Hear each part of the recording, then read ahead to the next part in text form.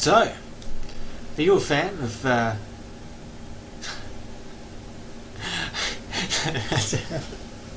Sorry, okay, we'll go again. It's the question you've all been waiting for. Are you a fan of Kirk Cameron? Well, that's alright, you're still going to have a good laugh at this one. It's called The Horde. Now, it was created by Toys for Bob and it's distributed by Crystal Dynamics. A classic game of its genre, one of its first of its kind. It's broken up into 2 parts. It's packed loaded full of great full motion video, which we're about to show you some of. So let's take time.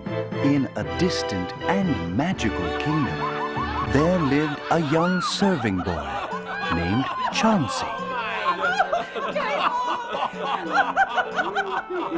Please, continue, Chancellor.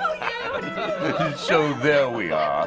The delegation from Borgo on one side, the congregation from Shmoo on the other. Now the High Priestess of Shmoo, as you know, considers herself to be so beautiful as to entrance all her devotees. Now has the appearance of a large, drowning rodent.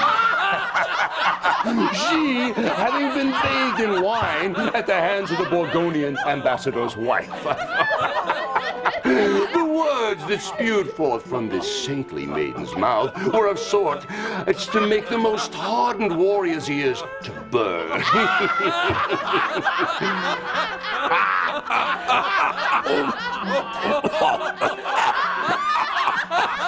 On hearing this, the ambassador, who's had too much wine to drink, springs forth, dagger in hand, onto the table to defend the honor of his betrothed.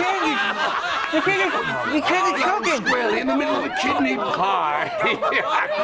Your Majesty! Slips, Your tossing Majesty! his dagger to the king. The boy is attacking the king. Guards! Guards!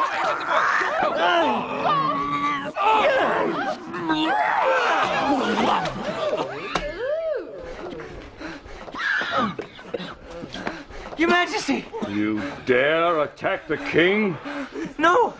For this, I will see you die slowly.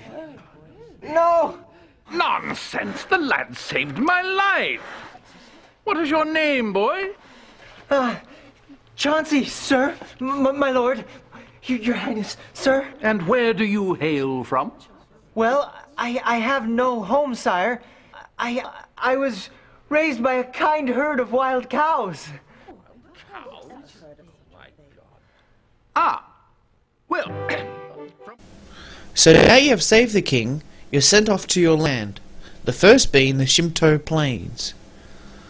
Let's go over and take a look, shall we? Well, as I said earlier, the game is broken down into 2 parts. Firstly, you have 2 minutes. As you can see me now, I have to lay out a defence and plant some trees. Some of the pieces you get to begin with are spikes on the ground and a weak wooden fence.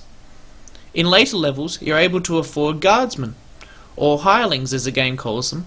Basically, they're archers and swordsmen.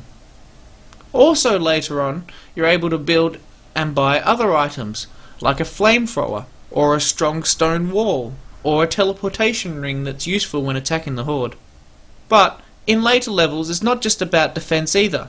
See, a lot of the later levels, your job is to take the terrain that is unable to be lived on, e.g. swamp, desert, ice lands, etc., and your job is to turn that land into a livable terrain that attracts villagers to live there, by irrigating, planting and farming.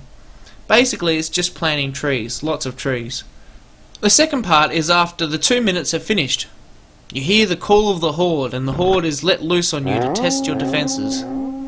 So that's when you use either your traps, your guardsmen's, or your giant Grimthwacker sword, or whatever weapon you might have at your disposal, but you must defeat the Horde and protect your village before they gobble it all up. After the Horde has been defeated, you're given a table of results to see what damage the Horde has caused, and to see the advancements your village has made over the season.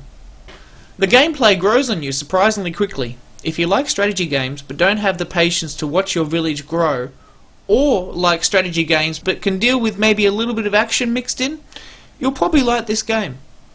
A sense of humour makes this game much more enjoyable too. Some of the most fun moments for me have not just been through the gameplay, though as fun and challenging as it is, but the full motion videos. They not only surprised me of their picture quality, but also the humour. Anyway, so it's a classic game, and in my opinion, one to hold on to for nostalgia purposes as well. Cow. Then cow. Whoosh! Simply terrifying. He must be stopped. Remember, keep peeled eyes. Peeled eyes.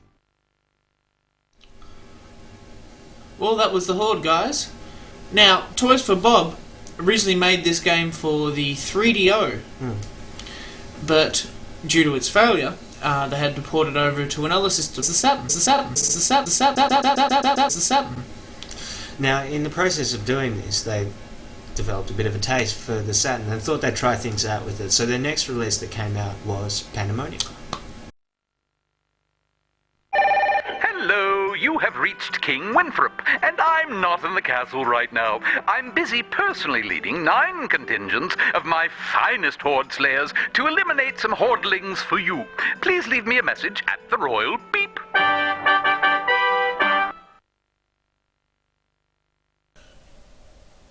Okay, well, due to YouTube's 10-minute limit and our ever-expanding, lengthening episodes, we have to draw a close here.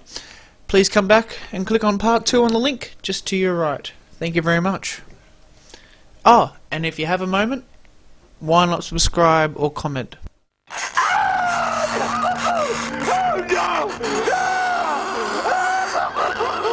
Chancellor?